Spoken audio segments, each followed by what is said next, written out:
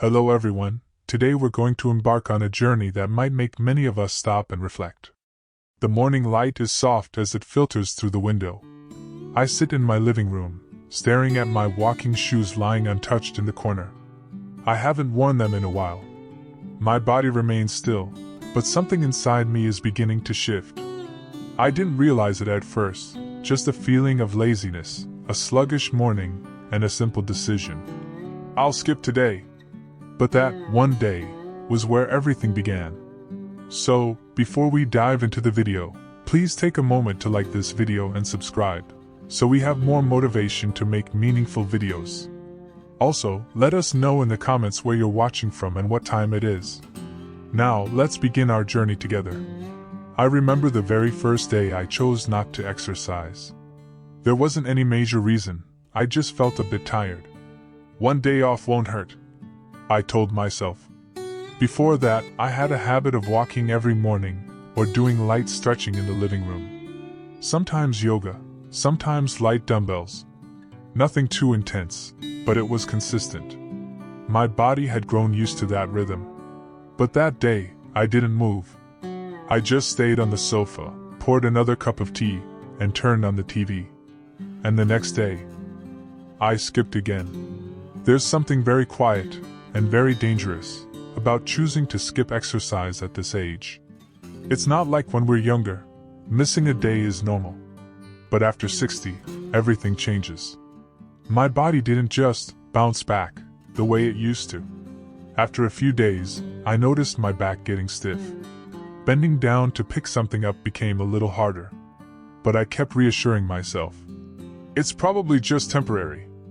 A week passed. Then 2. When I realized I hadn't moved at all for half a month, I started feeling a strange kind of fatigue. Not the kind from overexertion, but something duller, deeper. A heaviness from within. I was sleeping more, yet waking up tired. Some mornings, I didn't even feel like opening the curtains. For the first time in many years, I truly felt old. The scariest part was how I didn't notice it right away. No one warned me that after just a few weeks of inactivity, my body would start to forget how to move. Muscles, especially in older adults, begin to shrink much faster than at 30 or 40. And when we stop moving regularly, walking, climbing stairs, or even just standing for a while, all become harder. One morning, I walked to the market like I used to. But halfway there, my legs started to tremble a little. I had to stop and rest. An older woman walked past me, slowly but steadily. I caught myself wondering. I used to walk just like that. What happened to me? What happened? I let myself rest for too long. Not just physically, mentally too. I started turning down invitations to exercise or go out. I don't have the energy, I'd say. But deep down, I didn't want to admit the truth. I had let go of the very habits that kept me strong. I didn't think the consequences of small choices could add up like this. Skipping a workout seems harmless, until I struggle to lift a bag of rice. Until I stumble on a small stone and almost fall. When I was younger, my balance would have caught me easily. But now, everything was slower. My reflexes, my reactions, they just weren't what they used to be. I began reading more, speaking to my doctor, and I learned, after age 60, stopping exercise for just a few weeks can result in 3 to 8% muscle loss. It's not just muscle. Strength, endurance, even memory, begin to fade. A chain reaction set off by that one choice to rest. There were afternoons when I sat in my chair, back aching, legs numb, and my mind covered in a kind of mental fog. I tried to remember how active I used to be, how alive I felt. Hiking with friends, biking by the lake, or just weeding the garden. All of it suddenly felt like a distant memory. But I didn't want to stay in that place. I decided to start again. Not by running 5 kilometers or lifting heavy weights like in my youth. I started by standing up. Each morning, I stood up, opened the window, and took a deep breath. Then a few simple stretches. A breathing exercise. A little movement, just enough to wake up the body. At first, it was hard. My body resisted. But after a few days, I noticed the mornings felt brighter. I started stepping outside, walking for 5 minutes, then 10. On rainy days, I walked around the house. Sometimes I played music and gently stretched to the rhythm. I stopped calling it exercise. I simply called it moving. And I reminded myself, after 60, we don't exercise to look good or lose weight. We move to preserve life, to get out of bed on our own, to dress ourselves, to go to the store, to choose for ourselves where we want to go. I remembered something my doctor once said. After 60, if you're not training, you're training to lose your independence. It sounded harsh, but it was true. I had stood at the edge of that cliff, and I knew what it felt like to lose control over my own body. Now, every time I walk steadily without grabbing the wall, I feel a quiet joy. When I bend to pick something up without hearing a creak in my knees, I feel like a part of my youth has been given back. I don't need to be young again. I just want to be me, independent, capable, and still full of life. So please, don't underestimate what skipping a single day can do, especially after 60. The body doesn't complain out loud, but it remembers each time we choose stillness over movement. And quickly it answers back, with stiffness, fatigue, and distance from the simple joys of life. The truth hit me harder than I expected. Skipping training didn't just make me feel stiff, it started to chip away at my confidence. There's a unique kind of vulnerability that sneaks in when you're over 60 and begin losing trust in your own body. It's not dramatic at first. It's subtle. Like when I hesitated at the top of the stairs, wondering if my knees would support me all the way down. Or when I gripped the railing just a bit tighter than before, just in case. It wasn't fear, exactly. More like caution. An instinctive doubt. That caution grew silently over weeks. After skipping regular movement for a while, I found myself second-guessing small things. Could I still lift the laundry basket safely? Should I take the long route around the block or stick to the shorter path? I even caught myself avoiding certain chores, not because I couldn't do them, but because I wasn't sure I still should. I began to realize something unsettling. My physical decline wasn't just affecting my body. It was beginning to rewrite how I saw myself. Before, I was proud of being active. I was the one who helped carry chairs at family gatherings, who enjoyed gardening on weekends, who would volunteer to drive others because I was still strong. But as my movement faded, so did my sense of identity. I became the one who should take it easy. I heard people say things like, "Don't worry, we've got it," or "You sit and rest." It was well-intentioned, but I hated it. Because they were right. I did feel weaker. And worse, I started acting like I was fragile. That scared me more than anything. Not just the weakness, but the acceptance of it. One afternoon, I watched my grandson playing in the yard. He ran barefoot across the grass, jumping, twirling, laughing without worry. And I remembered being like that, not as a child, but even just a few years ago. There was a time when I still chased my grandkids around the park. When I still lifted them onto my shoulders. But now, even sitting on the ground seemed daunting. What if I couldn't get back up? That "what if" became a shadow that followed me through the day. It whispered every time I bent over, every time I reached for a top shelf, every time I climbed a single step. I finally confided in a friend, someone a few years older than me who had always seemed strong and balanced. She nodded slowly when I explained what I was feeling. "I know exactly what you mean," she said. "I felt like that too, right before I fell." She told me about her fall. It happened in her kitchen. A simple slip, nothing dramatic. But because her legs weren't strong anymore, she couldn't catch herself in time. She ended up with a bruised hip and 2 weeks of physical therapy. "I realized then," she said, "that skipping movement wasn't just making me stiff, it was making me vulnerable to losing my independence." That hit me like a stone. I realized I'd been walking toward that same fate, slowly and quietly. I didn't want to live in fear. I didn't want to become someone others had to constantly worry about. I wanted to feel secure in my body again. And I knew I couldn't wait for the confidence to return before I started moving again. Confidence doesn't come first, movement does. So I made a new plan. Nothing complicated. Just movement with purpose. Every morning, I stood next to the wall and practiced balancing on one foot. At first, it was embarrassing. I could barely last 5 seconds. But I kept going. Then I started using small ankle weights while walking around the house. I did simple squats while brushing my teeth. I held onto the countertop and practiced heel raises while waiting for the kettle to boil. These tiny routines became my anchors. They weren't workouts in the traditional sense, but they restored something more important, a sense of agency. After a few weeks, I noticed that my caution began to shift. The doubts were still there, but they didn't control me. I didn't hesitate at the stairs anymore. I didn't fear lifting the basket. I even started going for longer walks again, not power walking, just strolling, but with a steadier step and a lifted head. One afternoon, I found myself kneeling in the garden, pulling out weeds. It took effort, yes. But the moment I stood up on my own, no wall, no support, I felt something unlock inside me. It wasn't pride. It was relief. I had stopped seeing myself as slipping. I started seeing myself as climbing back. There's a strange magic in regaining something you thought was lost. It fills you not just with strength, but with hope. And that hope begins to change how others see you too. My family noticed it first. My daughter stopped telling me to sit and rest. Instead, she asked if I wanted to help set up the outdoor table.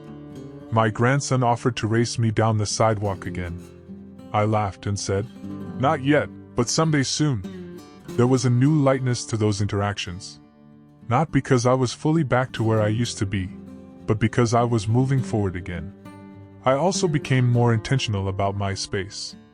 I rearranged furniture to avoid tripping hazards. I bought non-slip mats. I kept a bottle of water nearby so I'd remember to hydrate after moving. These were small changes, but they all whispered to me, "You are preparing to thrive, not retreat." And slowly, the fear began to loosen its grip. I'm not saying everything is perfect. There are still days when my joints protest. There are mornings when I'd rather sit with my coffee than stretch. But the difference now is, I do it anyway. I move not because I feel strong, but because I remember what happens when I don't. Skipping training after 60 isn't just skipping a session. It's skipping stability. Skipping certainty. Skipping that quiet self-assurance that says, "I've got this." Every single motion I make now, whether it's reaching, twisting, standing, or walking, is a declaration, I'm still here. I still own this body. And you know what? That's enough. Because once I started moving again, the fear that once loomed so large began to shrink. As I continued to rebuild my strength, I noticed something profound. Training after 60 isn't just about muscles or joints. It deeply affects our brain, memory, and mood. The connection between physical movement and mental sharpness became impossible to ignore. I used to think my forgetfulness was just getting older. Losing keys, forgetting names, mixing up appointments. I chalked it up to time. But gradually, I realized that my lapses worsened during the weeks I was inactive. When I skipped those gentle morning stretches or my short walks, my mind felt foggier, less alert, as if the silence in my body seeped into my thoughts. One afternoon, while sitting quietly with a cup of tea, I pulled out an old photo album. As I flipped through pictures, faces and names that used to come easily now took a little longer to surface in my mind. It frustrated me. I wanted to recall every memory vividly, but some slipped through my fingers like sand. That's when I started reading studies about how skipping exercise after 60 affects the brain. The science was clear. Physical activity increases blood flow to the brain, fuels neurogenesis, the birth of new brain cells, and boosts chemicals that protect memory and mood. When we stop moving, that support fades. I remembered a day when I walked in the park and struggled to recall the route I usually took. A path I had walked dozens of times suddenly felt unfamiliar. That small moment of confusion scared me. I wondered, was my mind aging faster because my body was still? The impact wasn't only on memory. I noticed my moods became more unstable when I was inactive. Some days I felt lethargic, listless, or even irritable without a clear reason. It was as if my body and mind were in a silent struggle, each responding to the absence of movement. My doctor explained that exercise after 60 releases endorphins, the feel-good hormones, which help combat anxiety and depression. Skipping training reduces these natural mood boosters, increasing risk for emotional lows. To counter this, I began incorporating gentle aerobic activities, walking briskly for 15 to 20 minutes daily, light dancing in the living room, and slow cycling on a stationary bike. These weren't intense workouts but enough to get my heart rate up slightly and blood pumping. At first, it felt tiring. My body protested. But soon, the clouds in my mind began to clear. I noticed sharper focus when reading, more joy in small conversations, and even improved sleep quality. One evening, my granddaughter asked me to teach her a dance step. I hesitated, my joints ached, but then smiled and said yes. As we moved slowly to the rhythm, I felt an unexpected surge of happiness and mental clarity. It was as though movement had awakened a part of me I thought was fading. I learned to respect my limits but refused to let them define me. Movement became my daily ritual, a promise to my brain and body that I would nurture them both. If I skipped a day, I noticed the dullness return quickly. That was my wake-up call. After 60, the brain depends on the body's motion to stay vibrant. Skipping training meant slipping into forgetfulness, and mood dips faster than I had imagined. So I made a commitment. No matter how small, every day I would move. Whether it was a slow walk around the block or simple chair exercises, it was enough to protect my mind and lift my spirits. This journey taught me that the power of movement is not just physical, it's deeply emotional and cognitive. Our body and brain are partners, and when one stops, the other soon follows. That's why skipping training after 60 isn't just about losing strength. It's about risking the very essence of who we are. But it's never too late to change direction. Every step, every stretch, every moment spent moving can rebuild not only the body but also restore the clarity and joy in our minds. So, when you feel tempted to skip, remember, your brain is counting on you. Movement is medicine, and it's within your power to heal and protect yourself. One of the most surprising lessons I learned about skipping training after 60 is how quickly our balance and coordination begin to falter. And with them, the risk of falling rises dramatically. Falls in older adults aren't just accidents. They're often the result of subtle, gradual declines that start long before anyone notices. I remember the first time I nearly fell. It was a cloudy morning, and I was carrying a tray of cups from the kitchen to the dining room. Just as I stepped around the corner, my foot caught on the rug. For a split second, panic surged through me.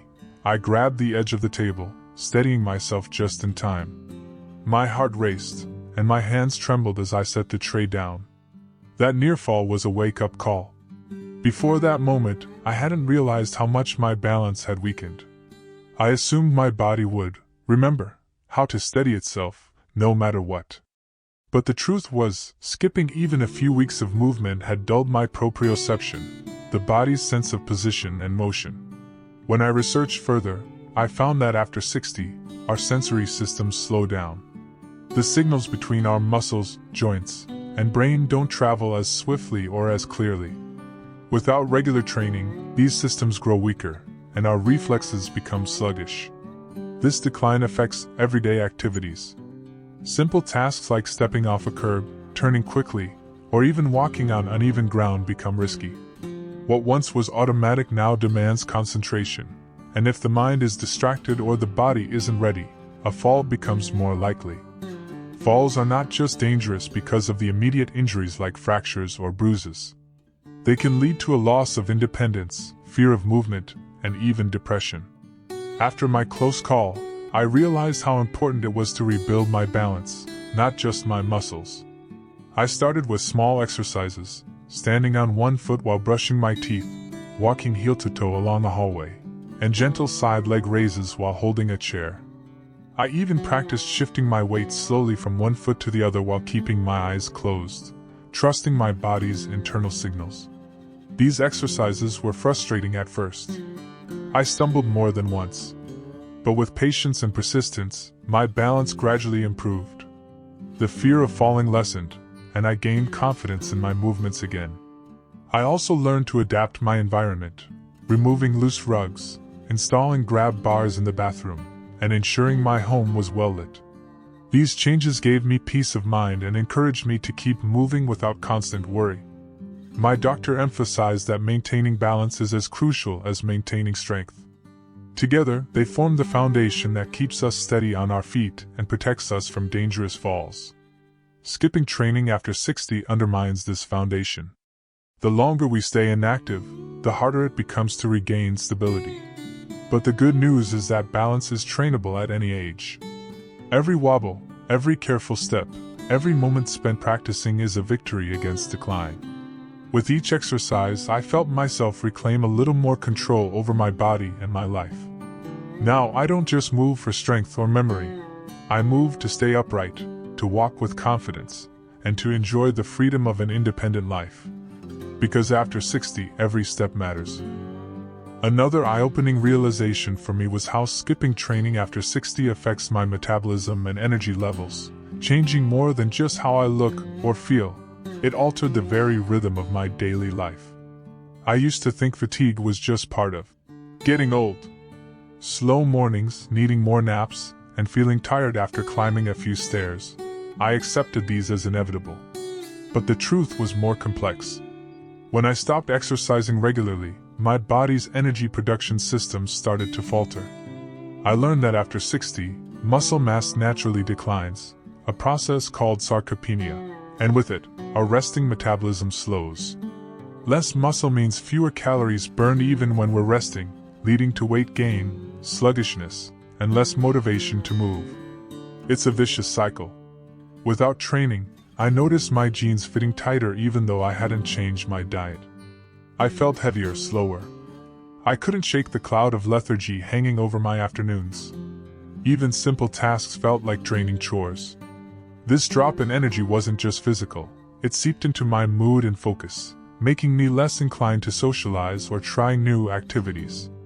I was losing not only strength but the joy that comes from feeling alive and energized. Recognizing this, I decided to focus on strength training and light cardio to help restore my metabolism. Even gentle resistance exercises with bands or light weights helped me rebuild muscle mass. I incorporated short, brisk walks to boost my heart rate and stamina. At first, it was exhausting. I had to pace myself carefully, breaking activities into smaller chunks. But over weeks, I noticed my energy improving. Climbing stairs didn't leave me breathless. I felt lighter on my feet and more alert throughout the day. I also paid closer attention to nutrition. I started including more protein in my meals, understanding that muscle needs fuel to grow and repair. Hydrating regularly became a habit, supporting metabolism and overall vitality. The change wasn't overnight. Some mornings I still felt tired. But overall, the persistent fatigue lifted. I found myself wanting to engage with life again, gardening, meeting friends, even trying new hobbies. One afternoon, I joined a local Tai Chi group, drawn by its gentle movements and balanced focus. The group was welcoming, full of people my age sharing stories and laughter. That social connection added a new energy boost that complemented my physical improvements. This experience taught me a vital lesson: energy after 60 isn't just about rest, it's about active care. Skipping training slowly drains our vitality, but consistent movement replenishes it. Energy fuels not just our bodies but our spirits. When we feel vibrant, we participate more fully in life, connect more deeply with others, and embrace each day with optimism.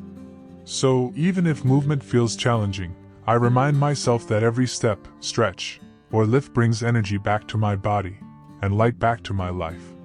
Skipping training after 60 steals energy. Choosing to move restores it. As I delved deeper into the effects of skipping training after 60, I discovered another crucial factor. Our immune system depends heavily on regular movement to stay resilient.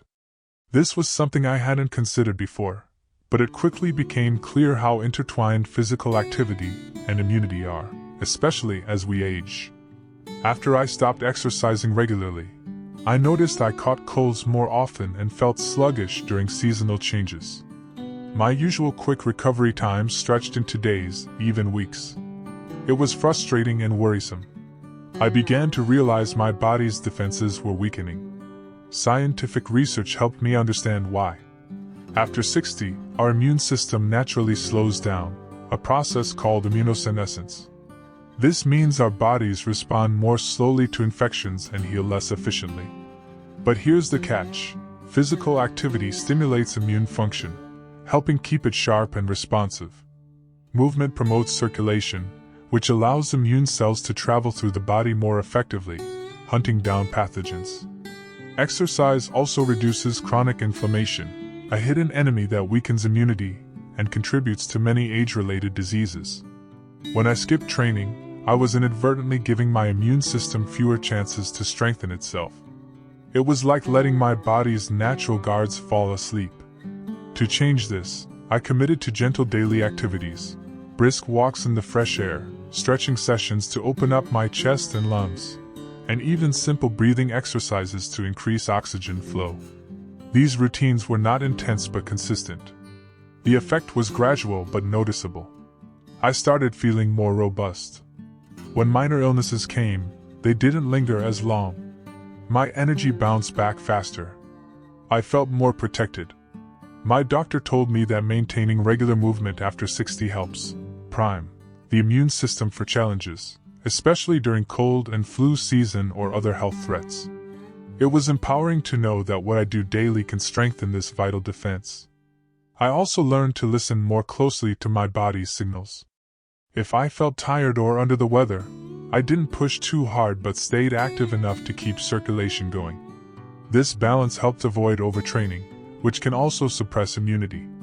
Social connections through group exercises or walking with friends added another layer of support. Laughing, sharing, and moving together boosted my emotional health, which in turn reinforced immune strength. Skipping training after 60 means not just losing muscle or energy, it means leaving your immune system vulnerable. But embracing movement means nurturing your body's ability to protect itself, to heal, and to thrive. Every step, stretch, and breath strengthens this invisible shield. And that makes all the difference in living well past 60 with vitality and resilience. A reality that caught me off guard was how skipping training after 60 directly affects our cardiovascular health. Before this, I assumed heart problems were just genetic or inevitable with age. But I learned that regular movement after 60 is a powerful shield for the heart and blood vessels, and neglecting it dramatically raises risks. I recall a visit to the doctor when my blood pressure was unusually high. It was unsettling. I hadn't felt sick, but this silent threat was lurking beneath the surface. My doctor explained how inactivity weakens the heart muscle and causes arteries to stiffen. This stiffening forces the heart to work harder, raising blood pressure and increasing the risk of heart attacks and strokes. I realized that when I skipped training, my heart was missing out on vital exercise that keeps it strong and flexible. The smooth, steady beat that carries blood throughout my body depends on movement to stay efficient. My daily walks and light aerobic sessions became non-negotiable. Even when my joints ached, I pushed gently, knowing that each step was helping my heart stay healthier. I started tracking my blood pressure at home and noticed improvements within weeks. The steady rhythm of my pulse during exercise felt reassuring, a sign my heart was adapting and growing stronger. I also learned that training after 60 helps improve cholesterol levels by raising the good HDL cholesterol and lowering the bad LDL cholesterol. This balance helps keep arteries clear and prevents plaque buildup. One of the most emotional moments in this journey was when I joined a community swimming class. Water supported my joints, and moving through it gave my heart a workout without strain. Being surrounded by others who shared my age and challenges created a sense of belonging and motivation. We encouraged each other, laughed through the hard parts, and celebrated small victories. This community connection reminded me how heart health isn't just physical, it's emotional and social too. Stress reduction through movement lowers heart disease risk, and group activities offer that valuable emotional support. Skipping training after 60 lets silent dangers grow inside our bodies, unseen but deadly. Choosing to move actively is a life-saving decision. I realize that the heart, much like the mind and muscles, demands care and attention. Every step, every beat, every breath counts. Training after 60 isn't just about preventing illness. It's about embracing a stronger, more vibrant life. When we care for our heart, we care for our future. As my journey continued, I became aware of how skipping training after 60 impacts our bones, how fragile they become without movement, and how this fragility can change our entire quality of life. I had always taken my bones for granted. They felt solid, invisible supports holding me upright. But then I heard news from a close friend who suffered a hip fracture after a minor fall. It shook me deeply. I asked myself, could this happen to me?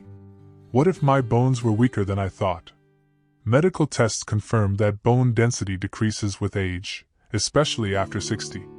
When I wasn't moving regularly, my bones were losing their mineral content faster. This condition, osteoporosis, makes bones porous and brittle, prone to fractures that heal slowly and painfully. The reason skipping training affects bone health lies in how bones respond to stress. When we exercise, especially weight-bearing activities, our bones sense the pressure and respond by growing stronger, denser, and more resilient. Without that stimulus, they begin to weaken. I started incorporating simple, safe weight-bearing exercises, walking on uneven ground, light resistance training, and gentle balance work. These movements sent signals to my bones to rebuild and reinforce themselves. At first, the fear of injury held me back. Every step seemed risky. But I learned to trust my body again, moving mindfully and gradually increasing intensity. The confidence that came with knowing I was strengthening my bones was empowering. I also adjusted my diet, adding foods rich in calcium and vitamin D. These nutrients became essential partners in my effort to support bone health. One afternoon, while hiking with friends on a gentle trail, I felt the strength in my legs and spine, a feeling I hadn't known in years. The awareness that my bones were stronger, supporting me as I moved through nature, filled me with gratitude. Skipping training after 60 means putting our skeletal health in jeopardy, risking fractures that can lead to long hospital stays, loss of independence, and chronic pain. But embracing movement is a profound act of self-care. Each step, each weight-bearing exercise, reinforces the foundation of our bodies. Our bones tell the story of how we care for ourselves.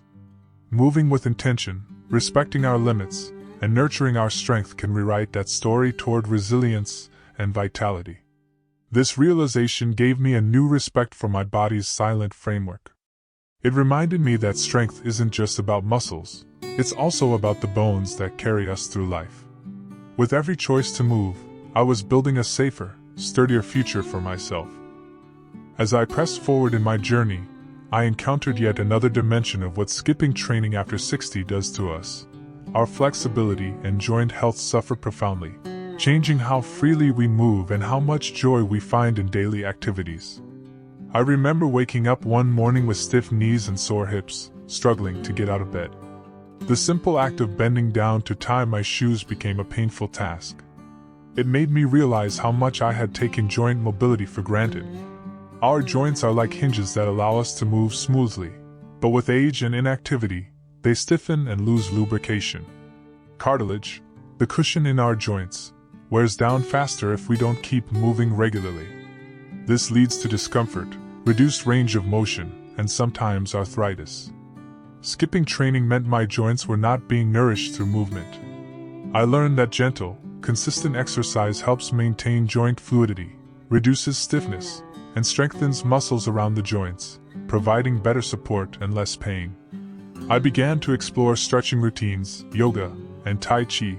These low-impact activities improved my flexibility and encouraged fluid motion.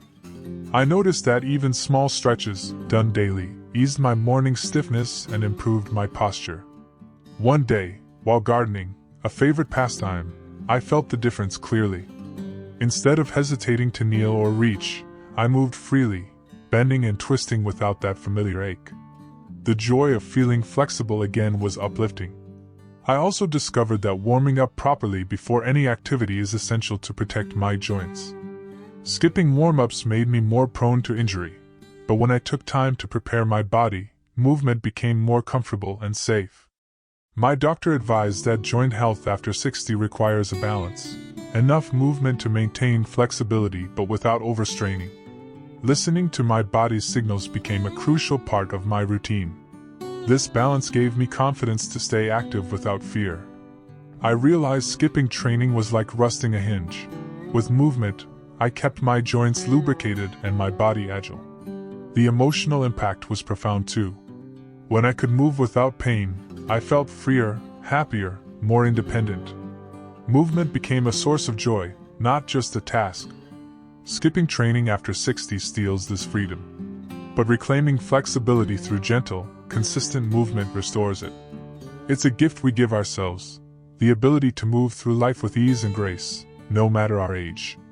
With every stretch, bend, and step, I'm reminded that our bodies are meant to move.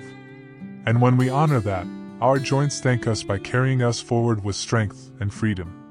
The final aspect I want to share about skipping training after 60 is how it impacts our mental health and sense of purpose.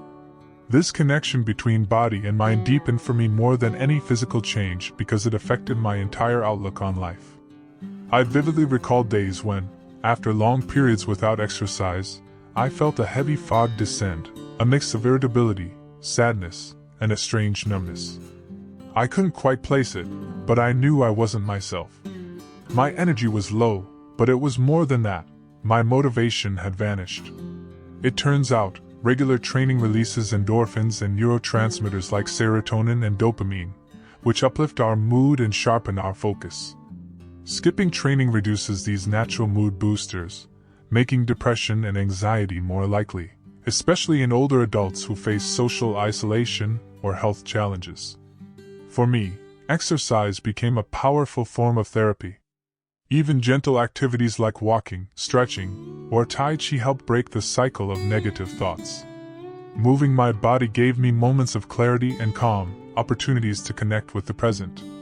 I also realized that training provided structure to my days. It gave me goals, however small, and a sense of achievement. Without it, days blurred together, and I felt adrift. Joining group classes added another vital layer: social connection. Sharing stories, laughter, and progress with peers help combat loneliness, which can deepen mental health struggles. Mental sharpness also depends on physical activity. Training after 60 supports cognitive function by increasing blood flow to the brain, encouraging the growth of new neural connections. Skipping this means missing out on a natural way to keep the mind vibrant. I recall one afternoon during a group session when I felt particularly down. But after moving through the exercises and chatting with friends, my mood lifted noticeably. I left feeling lighter, more hopeful. This holistic benefit made me see exercise not just as physical maintenance but as a lifeline for emotional and mental well-being. Skipping training after 60 doesn't just risk muscle loss or falls. It risks losing parts of ourselves: our joy, motivation, and mental clarity. Choosing to move is choosing to nurture the whole person, body and mind. Every movement is a step toward resilience, vitality, and purpose. I now embrace training as a vital part of my life, not just to keep my body strong but to keep my spirit alive. And that has made all the difference. As the day gently fades into evening, I find myself reflecting on the journey we've taken together, how every choice to move, to train, to honor our bodies after 60 shapes the life we lead.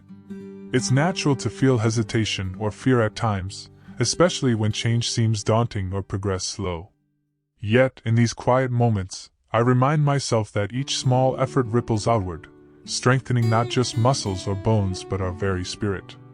Our bodies, much like a well-tended garden, thrive with consistent care, patience, and gentle attention.